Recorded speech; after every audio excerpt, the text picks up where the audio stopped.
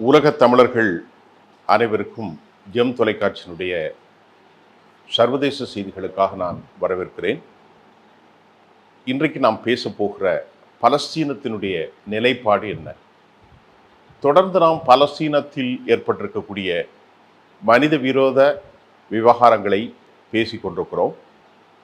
தற்போது கிட்டத்தட்ட 650-60 நாட்களுக்கு மேல் சென்றபோதும் இஸ்ரேல் இந்த போரில் வெற்றி பெற முடியவில்லை என்பதை இஸ்ரேலுடைய இராணுவ தலைவர்கள், உளவு பிரிவு தலைவர்கள், குறிப்பாக முசாத்தினுடைய முன்னாள் தலைவர்கள், அதே போல் சின்பெட் காவல்துறையினுடைய தலைவர்கள், இராணுவ பிரிகேடியர்கள், அதை போன்று ஓல்மெர்ட் போன்ற முன்னாள் பிரதமர் எல்லோருமே கையெழுத்திட்டு இருக்கிறார்கள். 600க்கும் மேற்பட்ட வீடியோ பதிவு கையெழுத்துக்களை அவர்கள் இஸ்ரேலுக்கு அனுப்பியிருக்கிறார்கள். அதன் மிக முக்கியமான தேவையாக உடனடியாக போரை நிறுத்த வேண்டும் என்றும் அவர்கள் கேட்டிருக்கிறார்கள். அதற்கான காரணம், இதற்கு மேல் இஸ்ரேல் போர் செய்வதற்கு ஒன்றும் இல்லை. கிட்டத்தட்ட 650 நாட்களாக போரிட்டு இனி நீங்கள் போர் செய்தால் இஸ்ரேல் வருங்காலத்தில் ஒரு பெரும் ஆபத்தை சந்திக்கும்.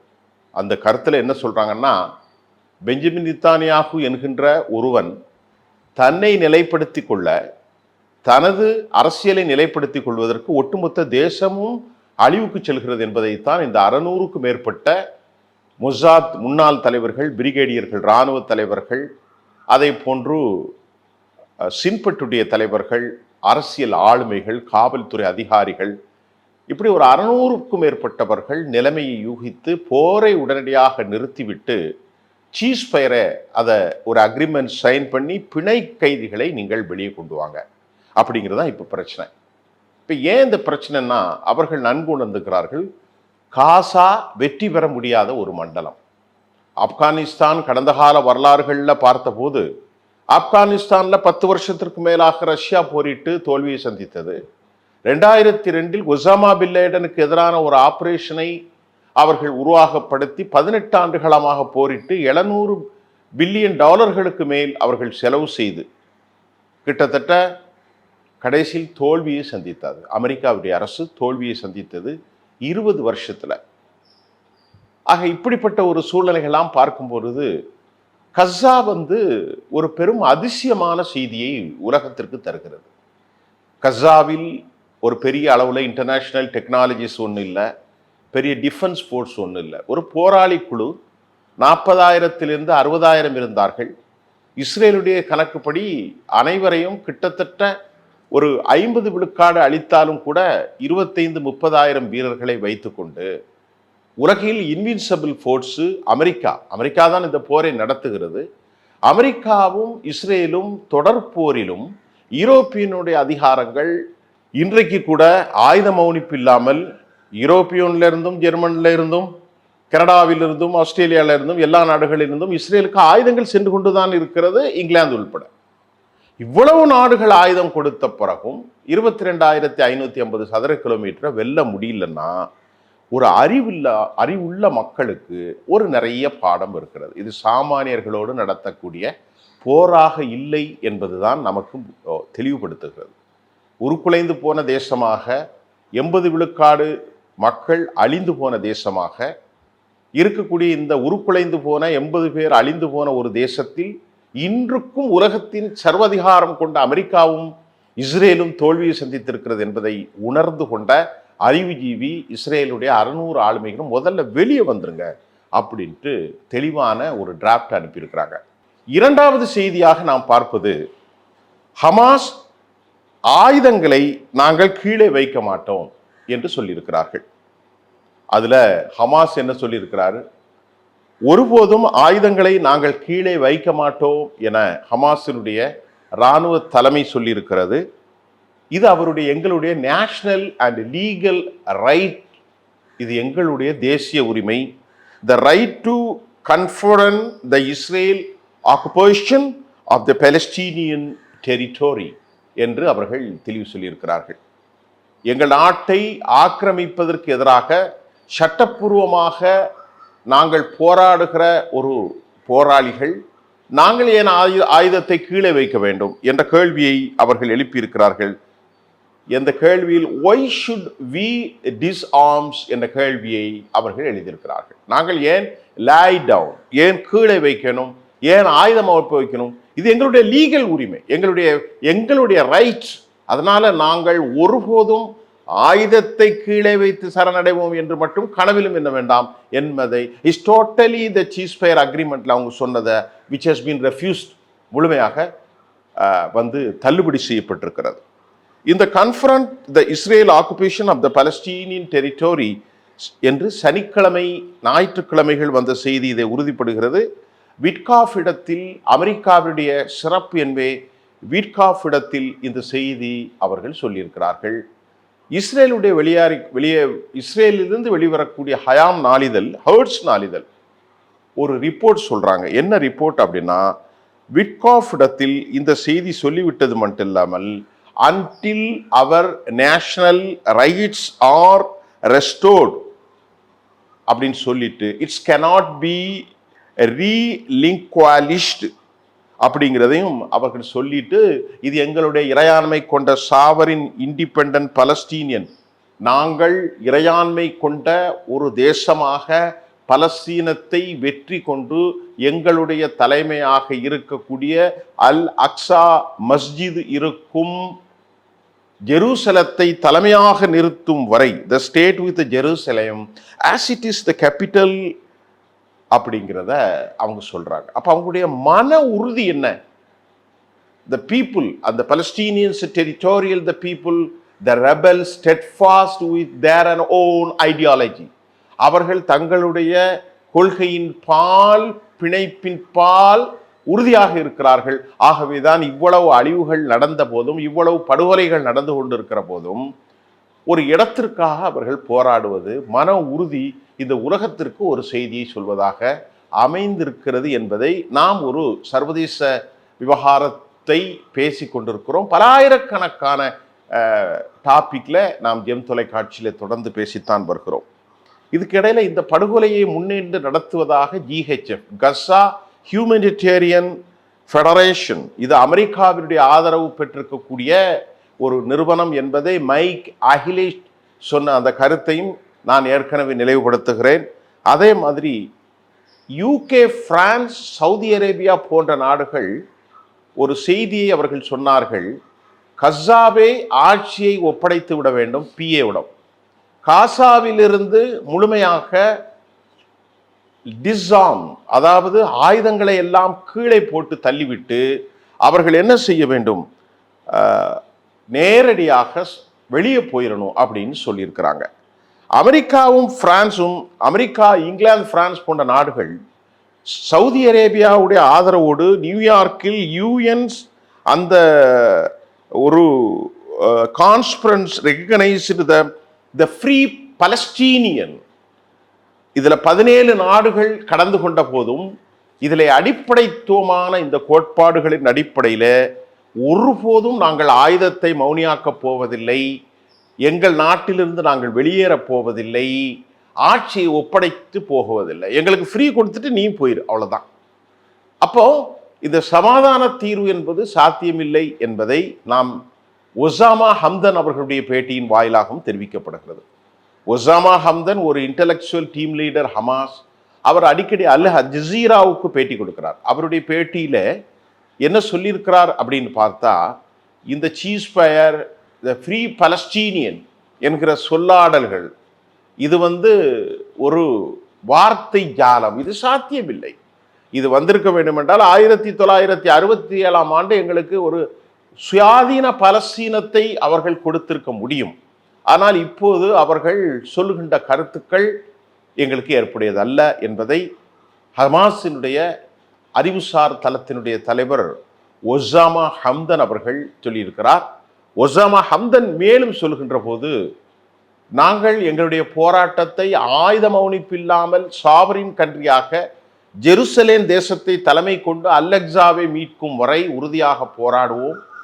இந்த போரில் நாங்கள் மரணித்தாலும் மௌனித்தாலும் எங்களுடைய இரண்டாவது அடுத்த தலைமுறை சுயமான ஒரு சுயாதீன பலஸ்தீனத்தினுடைய விடுதலை காற்றை சுவாசிக்கும் என்பதை திரு ஹம்சன் அவர்கள் தெளிவுபடுத்தியிருப்பதையும் நாம் இங்கே சொல்லியிருக்கிறோம்.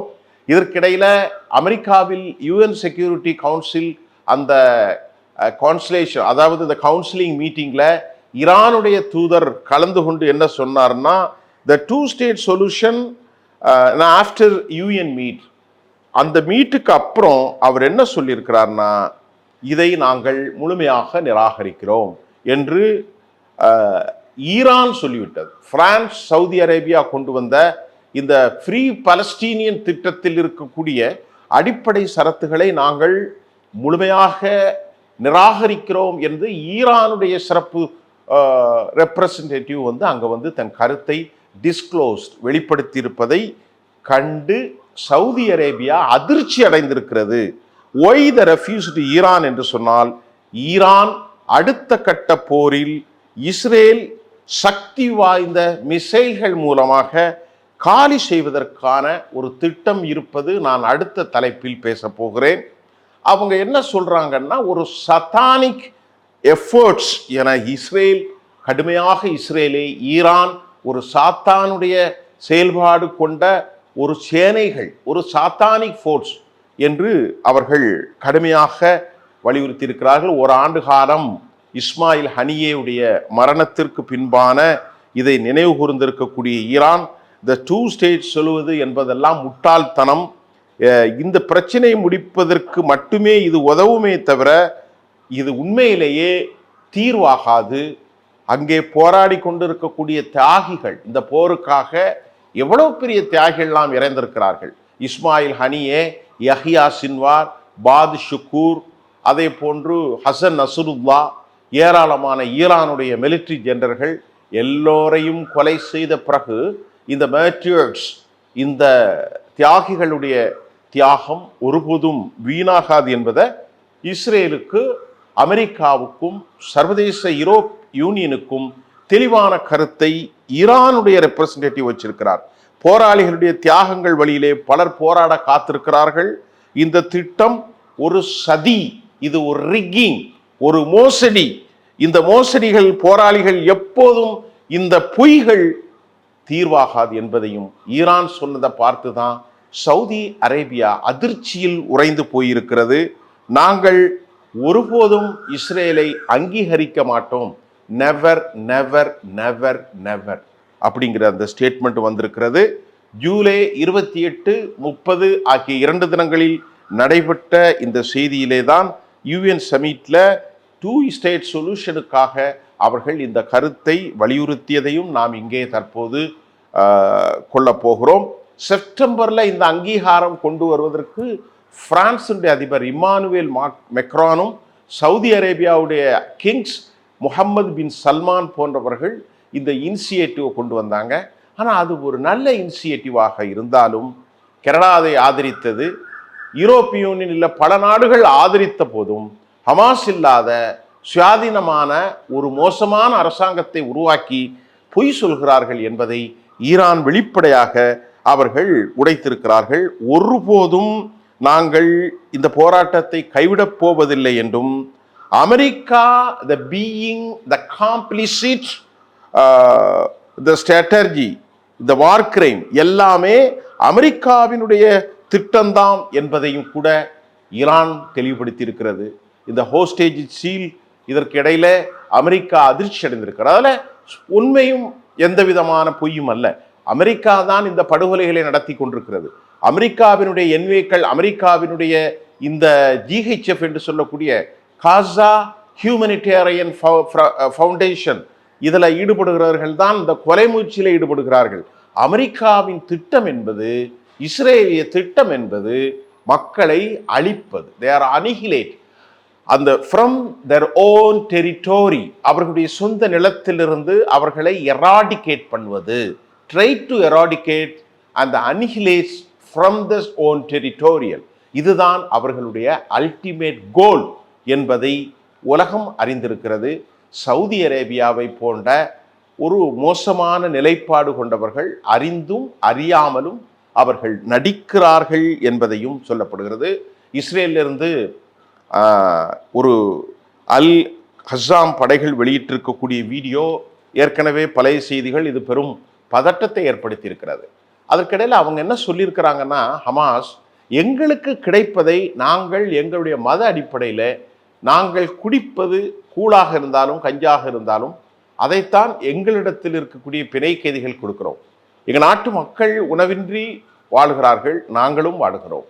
ஆனாலும் சத்தியத்தின் பால் அறத்தின் பால் நாங்கள் போராடுகிறோம். அந்த போராட்டத்தில் எங்களுக்கு கிடைக்கும் அந்த சிறு உணவை இஸ்ரேல் மக்களுக்கும் நாங்கள் கொடுக்கிறோமே அன்றி அவர்களை பட்டினி போடுவது என்பது எங்களுடைய தேவையில்லை என்பதை உலகத்திற்கு ஒரு செய்தியாக இந்த வீடியோ காணொலியின் போட்டு ஒரு டிசன்ட், ஒரு பெரிய கலோபரம் ஏற்பட்ட நிலையில் அவர்கள் சொல்கிறார்கள். இதற்கிடையில் இஸ்ரேல் மட்டுமல்ல, இஸ்ரேலுடைய மக்கள் மட்டுமல்ல, பிரான்ஸ் முழுவதும் கொதித்தெழுந்தார்கள். ஐயோ, இந்த பிணை கைதிகளை இப்படி ஆக்கிட்டீர்களே என்று. கிட்டத்தட்ட 2 வருஷமா மக்களை நடுரோட்டில் சுட்டுக் கொள்றாங்க, அதுக்கெல்லாம் குனிக்கவில்லை. தூங்கி கொண்டிருந்த குழந்தைகளை மேலிருந்து குண்டு போடுகிறார்கள், அதற்கெல்லாம் பதற்றமடையவில்லை. பல நாட்கள் இன்றைக்கு கிரைம் ஆஃப் ஸ்டார்வேஷன் என்று சொல்லக்கூடிய பசியால் இறந்து கொண்டிருக்கிறார்கள், அதற்கும் இந்த உலகம் செவிசாய்க்கவில்லை. ஒரே ஒரு காணொளியில் ஒருத்தர், அது தவறு, அவர் பசியால் வாடுகிறார் என்றதை பார்த்து உலகம் முழுவதும் கொதித்தெழுகிறது என்றால், கிட்டத்தட்ட 60,000 பேரை கொலை செய்திருக்கிறீர்களே, கர்ப்பிணிகள், டிசபிள்டு சில்ட்ரன், இன்னும் பெண்களை கொலை செய்திருக்கிறீர்களே. இந்த கொலைகார கும்பலுக்கு தலைமையேங்கிருக்கக்கூடிய ஒரு மோசமான விவகாரத்தை குறித்து ஏன் கேட்க மறுக்கிறார்கள் என்ற கேள்வியையும் சர்வதேசத்திற்கு அவர்கள் எழுப்பியிருக்கிறார்கள் என்பதைத்தான் ஹமாஸினுடைய அபு உபைதா போன்றவர்களுடைய ஸ்டேட்மெண்ட்டாக, அது மட்டும் இல்லாமல் ஒசாமா ஹம்தன் அவர்களும் இந்த ஸ்டேட்மெண்ட்டை வைத்திருக்கிறார். தற்போது டெம்பிள் மவுண்ட் உள்ள போய் பிரார்த்தனை நடத்தியிருக்கிறார் நேற்று முன்தினம். யார் என்று சொன்னால் அவர் பென்கேவீர், இத்தாமர் பென்கேவீர். அதற்கு சவுதி அரேபியா குதி என்று கொதிக்கிறார்கள். இது த இன்டர்நேஷ்னல் லா வயலேஷன் என்ற கருத்தையும் அவர்கள் வைத்திருக்கிறார்கள். ஜொர்டானுடைய கருத்தையும் அதுதான் இருக்கிறது. International code of the conduct and law violated, இது provocative activities was being made Israel என்று சொல்லியிருக்கிறார்கள். இதில் ஒரு பெரிய ஆச்சரியம் இல்லை.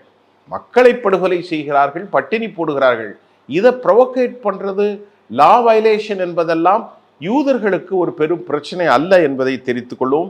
வழக்கம் போல் நேற்றைக்கு ஒரு கண்ணீர் செய்தி. 12 கிலோமீட்டர் நடந்து வந்த ஒரு சிறுவன் கூட்டத்தை பார்த்து உணவு கிடைக்காமல் ஓரமாக இருக்கிற இடைவெளியிலிருந்து கீழே சிந்துகிற அந்த உணவை கீழே குனிந்து எடுக்கிறான். அந்த உணவை பார்த்துவிட்டு ஒரு இஸ்ரேல் இராணுவ வீரன் அந்த குழந்தைக்கு உணவை கொடுக்கின்றான். அந்த உணவை சாப்பிட்டு விட்டு தன் குடும்பத்திற்கு எடுத்து செல்கின்ற வழியில் உணவை கொடுத்த இஸ்ரேல் இராணுவ வீரனை அந்த சின்ன பையனை சுட்டு கொலை செய்கிறான். இதுதான் யூதர்களுடைய நிலை. எவ்வளவு மோசம்! உலகமே பார்த்து எல்லாம் அதிர்ச்சியில் உறைந்து போகிற கதைதான் தற்போது கஸ்ஸாவில் நடந்து கொண்டிருக்கக்கூடிய ஒரு மிகப்பெரிய வார்க்கரை. ஆகவே இந்த நிகழ்வுகளை பார்க்கின்ற போது, நெட்சோரின் பகுதியில் இந்த அநியாயத்தை பார்க்கின்ற போது, இதற்கான விடுதலையும் தீர்வும், இந்த மக்களுடைய இழப்பும் இறப்பும் நோயும் நொம்பளமும் பசியும் படுகொலைகளுக்கான தீர்வு காசா விடுதலை ஒன்றாகத்தான் இருக்கும் என்பதை நாம் சொல்லவில்லை, உலகம் முழுவதும் சொல்லுகிறார்கள். அதற்கான காலம் தற்போது நெருங்கி வருகிறதா என்பதையும் நாம் அறிந்து கொள்ள முடியவில்லை. ஆனால் ஒன்று மட்டும் உண்மை, இவ்வளவு நெருக்கடிகளுக்கிடையே உறுதியாக இவர்கள் எப்படி பயணிக்கிறார்கள், எப்படி போராடுகிறார்கள், மரணத்தை கண்டு அஞ்சாமல் என்ன செய்கிறார்கள் என்ற கேள்விக்கு விடையை உலகம் தேடிக்கொண்டே இருக்கிறது. ஆனால் விடை மட்டும் கிடைக்கவில்லை என்பதுதான் இந்த செய்தியினுடைய ஆழமான புரிதலாக இருக்கிறது. நன்றி.